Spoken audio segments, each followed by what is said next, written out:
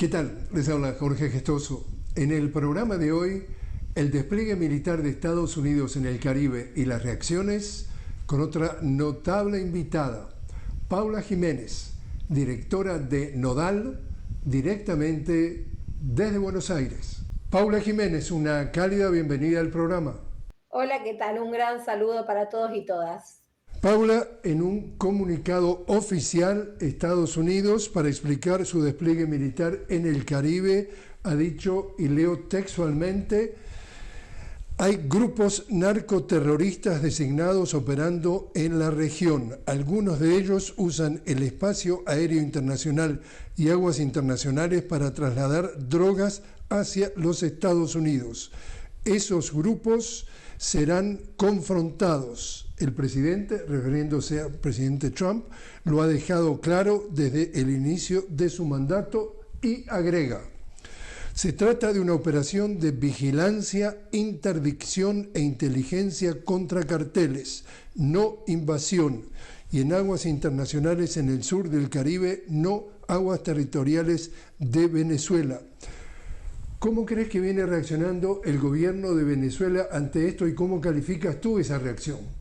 Bueno, creo que el gobierno de Venezuela, en una continuidad coherente con su forma de responder ante las amenazas permanentes que el gobierno de Estados Unidos ha llevado adelante, gobierne quien gobierne, ha sido una estrategia ofensiva. Ha llevado adelante una estrategia de respuesta inmediata a esta decisión de los Estados Unidos, donde creo que el hecho más relevante es la jornada al alistamiento militar por parte de quien sería parte de la milicia, ¿no? En esta estrategia de unión cívico-militar policial se hizo un llamado al alistamiento militar de más de 4,5 millones de milicianos en lo que fue el plan Yo me alisto, como una respuesta inmediata ante cualquier tipo de injerencia que pueda haber por parte del gobierno de Estados Unidos, lo cual viene de la mano de, disculpen, esta estrategia de guerra popular prolongada, ¿no? Es decir, así como fue en su momento en Vietnam, el pueblo respondiendo ante esta amenaza imperialista. Y creo que allí se encuentra el meollo del asunto en tanto a la capacidad de Venezuela de responder a este tipo de amenazas, aún siendo un país bloqueado, aún teniendo las dificultades que tiene producto de esta guerra multidimensional contra de su país. ¿Por qué crees que, es decir, qué motivos crees que puede tener el gobierno de los Estados Unidos por lanzar este operativo militar y por qué ahora? Creo que Donald Trump es muy claro cuando dice América para los americanos, recupera esta idea de la doctrina Monroe, esta doctrina en la cual Estados Unidos considera que Latinoamérica sería como parte de su patio trasero, del cual pueden disponer de los recursos naturales, disponer de todo lo que América Latina tiene a su antojo. Lo vemos con la presencia del Comando Sur, lo vemos con las estrategias extractivistas que se dan en otros países, y entonces esto obviamente tiene que ver con que Venezuela, Cuba, Nicaragua llevan adelante procesos políticos que son opuestos a estas políticas de gobierno que impulsa particularmente Donald Trump con esto de Make America Great Again, ¿no? De volver a recuperar su patio trasero. Entonces, en ese sentido, Venezuela, que está parado arriba de una cantidad enorme de petróleo, que es una riqueza impresionante y necesaria para los Estados Unidos, lleva adelante estas estrategias disuasivas, con el fin de bueno, ir por lo menos por la narrativa de la recuperación del patio trasero. No sé, después hay que ver cuánto es operación psicológica y cuánto es una estrategia de disuasión real de lucha contra el narcotráfico, ¿no? Porque sabemos muy bien que esto de la lucha contra el narcotráfico forma parte de la construcción del enemigo interno que tiene como estrategia los Estados Unidos. También lo que se observa, digamos, la gran contradicción aquí es que mientras este anuncio y este despliegue militar está sucediendo, continúa, digamos, el envío de petróleo a través de Chevron a los Estados Unidos, es decir, esa licencia para producir petróleo venezolano por parte de una compañía estadounidense ha sido renovada y sigue a hoy. ¿Cómo lees tú esa como dicotomía? El gobierno de Estados Unidos no es homogéneo, ¿no? Lo vimos al principio cuando Elon Musk inmediatamente se retiró del gobierno. Es una alianza de muchas fracciones, entre ellas la que representa Marco Rubio, ¿no? Y toda la mafia mayamera, que tiene un interés particular en recuperar tanto Cuba como Venezuela al control de los Estados Unidos. Entonces, hay algo de la presión que llevan adelante estas fracciones por un lado, con los intereses de las petroleras y de otros sectores económicos y financieros, que obviamente en la medida en que puedan van a ir a obtener las riquezas del suelo venezolano más allá de quién gobierna. Entonces me parece que coexisten estrategias, coexisten intereses, y hay que mirar esta dinámica de la avanzada de tropas en esa complejidad, ¿no? Me parece que es importante que estas licencias de Chevron siguen en pie porque hay un interés económico de fracciones que son distintas a la mafia cubana mayamera, ¿no? Entonces ahí hay una coexistencia de intereses. ¿Hubo alguna reacción dentro de los Estados Unidos en contra de esta medida del gobierno de desplegar este envío militar a las aguas del Caribe Sur? Y te leo lo que dijo Frank Mora. Frank Mora es un subsecretario adjunto de defensa del ex gobierno del presidente Obama, y él dijo textualmente: esto es una manipulación política total, y criticó absolutamente la decisión. Es decir, que dentro del Pentágono, también sin nombrar específicamente a funcionarios, se releva y se sabe de que hay también discrepancias. Es decir, esto no es una actitud dentro de los Estados Unidos uniforme.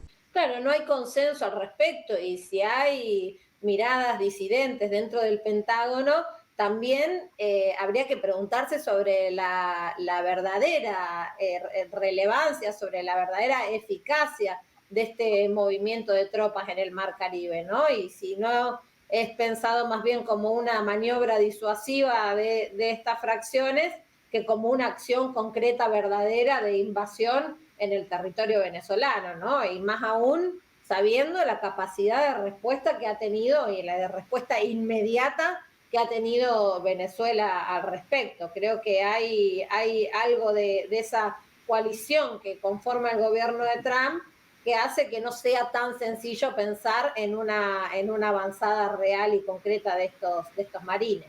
Y mientras que en Venezuela entonces el presidente Maduro convocó justamente a estas milicias bolivarianas, a 4,5 millones de personas, y ha calificado como un éxito total lo que ha sido el alistamiento durante estos 2 días de fin de semana, sábado y domingo. América Latina también ha reaccionado, y quizás lo más relevante en cuanto a contundencia ha sido las declaraciones del expresidente de Colombia. Estamos hablando de Ernesto Samper, que fue también exsecretario general de la UNASUR. Leo varias declaraciones que son subsecuentes. Empiezo textualmente. Presidente Trump, saque las manos de América Latina. No trate al presidente de Venezuela como criminal, ni se le ocurra enviar tropas a la región, porque desatará su guerra de dolorosas consecuencias. Sigue. Panamá no es suyo ni de los Estados Unidos, ni Malvinas ni Guantánamo. Nunca lo han sido, nunca lo serán. Deje de perseguir a los migrantes latinoamericanos como si fueran animales. Aléjese de nosotros, saque sus manos de América Latina. Y dice, lo que nos faltaba, El presidente Trump busca la paz en Ucrania mientras comienza la guerra en Venezuela. Y termina esta serie de declaraciones diciendo: América Latina no necesita sanciones ni bloqueos, sino soluciones políticas y diálogo. Enviar tropas sería un retroceso histórico. ¿Te parece que es representativo de sentir de nuestra América Latina lo que ha dicho Samper? Sí, por supuesto. Creo que ha habido respuestas de solidaridad en todo el territorio regional, y no solo de solidaridad, sino también de preocupación, porque recordemos las declaraciones de la segunda cumbre de la CELAC, por ejemplo, ya desde 2014, y también en la UNASUR en 2012, donde se declara a Latinoamérica como territorio de paz, ¿no? Cosa que no es menor, tener la región sin ningún tipo de conflicto bélico. Entonces, esto ha despertado la preocupación de gran cantidad de líderes y también de movimientos y de organizaciones políticas y sociales. Y a esto también le acompaño esto que decías de Samper, el posicionamiento también irrestricto de Petro al respecto, donde pone en cuestionamiento al cartel de los soles como una construcción política y da caracterizaciones de los verdaderos problemas que hay en relación al narcotráfico, describiendo a la Junta del Narcotráfico. Él en su Twitter pone un video en el que habla específicamente de cómo funciona la Junta del Narcotráfico y pone en cuestión precisamente que se tomen decisiones de carácter político en relación a un cartel que es pura teoría y sobre la cual no hay demostraciones, versus estos tipos de grupos delictivos que sí está probado que tienen injerencia en el tema del narcotráfico y particularmente de la llegada de cocaína y otros estupefacientes a los Estados Unidos. Entonces, creo que es fundamental esta idea de recuperar esta idea de Latinoamérica, territorio de paz, ¿no? Ahí se construye una unidad de concepción respecto de cómo concebimos desde nuestra región el territorio y cómo una amenaza contra Venezuela es también una amenaza contra toda la región. Bueno, hablaba justamente del cartel de los soles y en días recientes, que tú lo conoces muy bien, estamos hablando de Atilio Borón, politólogo y sociólogo argentino, que conoce este tema a fondo. En una entrevista que se le hizo por radio, él ponía énfasis en que, como tú decías, es la invención, decía entonces Borón, la invención, la creatividad, la inexistencia de esto que han creado en llamar el cartel de los soles, porque justamente Atilio hace referencia a que ha habido todo un informe en los Estados Unidos sobre el tema del narcotráfico y los grupos que lo trafican, y en todo ese informe que estamos hablando de la DEA no aparece el cartel de los soles. Y acá lo que pone énfasis Atilio es que se quiere ensuciar, enlodar al presidente Maduro, tratando de conectarlo con el cartel de los soles, algo inexistente. ¿Tú estás también de acuerdo con lo que está denunciando Atilio? Sí, por supuesto, estoy completamente de acuerdo con lo que plantea el gran Atilio Borón, y creo que se está hablando de acusaciones fabricadas, y creo que se está hablando del cartel de los soles más que como un grupo delictivo existente, como una categoría política, ¿no? Me parece que hay una narrativa y no llama la atención que sea la DEA quien emite estos comunicados, porque sabemos que la DEA, en el marco de la construcción del enemigo interno narcotraficante, como es un instrumento que se ha utilizado mucho en Latinoamérica como forma de injerencia, en el marco de esta construcción del enemigo interno, la DEA ha tenido un rol fundamental, no solamente financiando, sino también construyendo este tipo de informes que se distancian enormemente de la veracidad de los hechos, y particularmente en el caso de Venezuela, que es un territorio muy distinto, por ejemplo, a Colombia, que es donde no hay fabricación, no hay circulación, no hay hechos comprobados de grandes cantidades o presencia del narcotráfico como un hecho delictivo de gran escala. Entonces, evidentemente estamos hablando de la construcción de una narrativa, de una categoría política que tiene que ver con las recientes declaraciones del aumento del pedido de captura de Nicolás Maduro, ¿no? Son acciones que vienen sincronizadas y que juegan de la mano en un intento desestabilizador. Paula, te invito a hacer una pequeña pausa. Estamos hablando con Paula Jiménez directamente desde Buenos Aires. Paula es la directora de Nodal. Estamos hablando sobre el despliegue militar de los Estados Unidos en el Caribe y sus reacciones. Enseguida regresamos.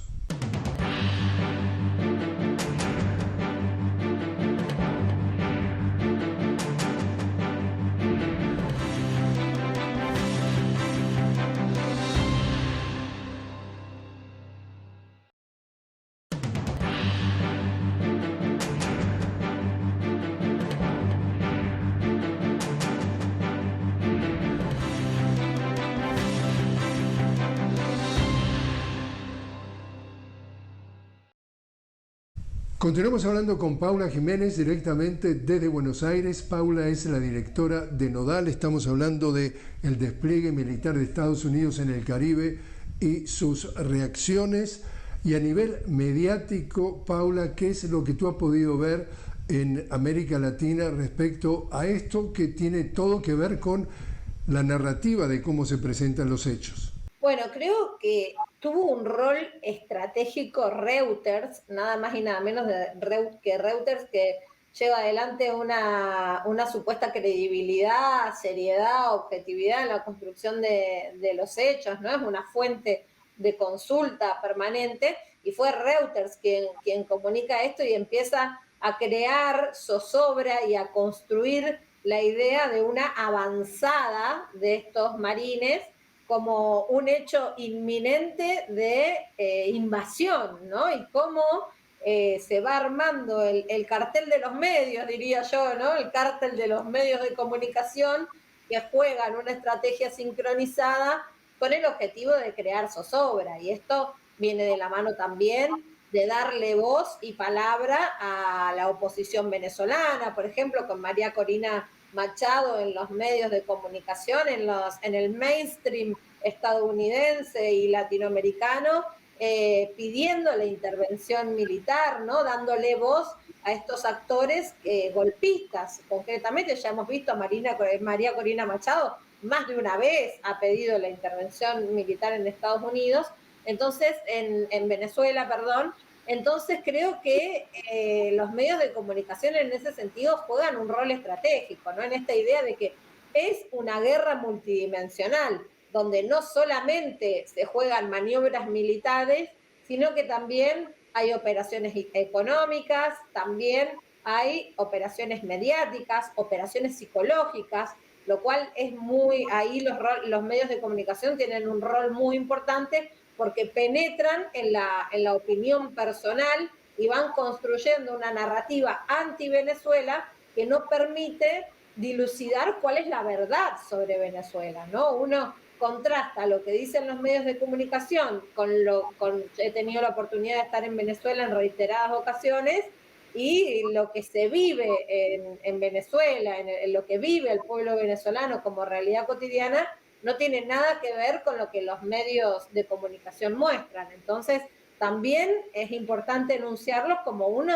de los grandes responsables de esta estrategia de desestabilización, de este nado sincronizado, podríamos decir, que se está llevando adelante contra Venezuela. Tú hablabas en el primer segmento de que la doctrina Monroe, América para los americanos, y para los americanos, acá lo que se quiere decir para los estadounidenses, ya cumplió 200 años, y tú decías, sigue presente, no importa cuál es el presidente de turno. La pregunta entonces es, y con el presidente de turno, Donald Trump, ¿cómo se está llevando a cabo la doctrina Monroe? ¿Igual, peor, más fuertemente? ¿Cómo la comparas con otros periodos de presidentes anteriores? Bueno, recordemos que, ¿no? Cuando se habla de la política exterior norteamericana, se dice que siempre hay acuerdos generales entre globalistas, entre republicanos y demócratas, ¿no? Hay algunos acuerdos generales que se mantienen. Recordemos la orden ejecutiva 1392 que lleva adelante Obama, donde lo declara una amenaza extraordinaria, entonces se puede ver una continuidad entre gobiernos, pero creo que el gobierno de Donald Trump tiene estas características de interés geopolítico y sobre todo en estos acuerdos que se vienen dando entre Putin y Trump en relación a la situación de Ucrania, en la que podríamos hipotetizar una distribución de territorio, si se quiere, ¿no? No te metas en América Latina diciéndole a Rusia que yo no me meto en tus asuntos con Ucrania, ¿no? Entonces, como una forma de mantener liberado a Latinoamérica como un territorio donde la injerencia y la influencia principal es la de Estados Unidos, porque evidentemente hay una preocupación respecto de la presencia china y de la presencia rusa en un territorio que ellos consideran prácticamente propio. Entonces, creo que Donald Trump en este gobierno, particularmente, por ejemplo, no es solamente el movimiento de tropas, sino también las políticas migratorias que está llevando adelante, ¿no? El maltrato y la violencia que se está llevando adelante con los migrantes, las medidas económicas, la presencia del Fondo Monetario Internacional, entre tantas otras estrategias de injerencia extranjera que tiene Estados Unidos, da cuenta de un interés particular, sabiendo que Latinoamérica, sobre todas las cosas, es una fuente de riqueza enorme en lo que se refiere a los recursos naturales y particularmente a los recursos naturales de esta cuarta revolución industrial que requiere de litio, de minerales raros y otro tipo de recursos que son estratégicos para el desarrollo científico-tecnológico de los Estados Unidos y que sería un problema si esos recursos se los está llevando China, ¿no? Entonces creo que sí, Trump tiene un interés particular por América Latina. ¿Crees justamente en este gobierno, como hemos visto, por lo menos las denuncias, que se viene tratando de darle un golpe suave o blando o no tan blando a Gustavo Petro? Por supuesto, amenazas arancelarias a Lula por el juicio con Bolsonaro. Estamos hablando también incluso con México, justamente con la presidenta Claudia Sheinbaum, y dándole un salvavidas a través del Fondo Monetario a Noboa y a Milei. ¿Cómo están jugando esas cartas de apoyar a la extrema derecha, a los golpistas como Bolsonaro, y justamente para quienes están tratando de sacar adelante, por ejemplo, a Colombia con sus reformas laborales y reformas de ese tipo, tratar de apartarlos rápidamente y sacarlos de circulación? Sí, claro. Creo que la estrategia tiene que ver con eso. Este es un gobierno que está formado, una coalición que está formada por los sectores más radicalizados del republicanismo, y esto tiene que ver con una avanzada contra cualquier tipo de progresismo, con sus defectos, con sus virtudes, y en ese sentido el ataque a Brasil, a México y a Colombia tiene que ver con esa estrategia de desestabilización por todos los medios, con buscar que no se construyan alianzas, que no se construya fuerza social y política en esos países, que a su vez tampoco se construyan alianzas regionales, ¿no? En una búsqueda por, además, profundizar las alianzas con estos sectores neorreaccionarios, neoconservadores, que tenemos lamentablemente en América Latina, como es el caso de los presidentes que nombraste y del apoyo que le está brindando a esos países. Entonces, en ese sentido, se nota que hay un juego orquestado y planificado en función de favorecer a los sectores neoconservadores que están gobernando en América Latina y de debilitar y atacar, así sea no de manera discrecional y directa, sino quizá más indirectamente, como decías, a través de golpes blandos, de golpes suaves, a los países progresistas que vienen intentando dar la batalla desde otro lugar. Paula Jiménez, muchísimas gracias por haber estado con nosotros. Muchas gracias por la invitación. Siempre es un gusto estar en este programa.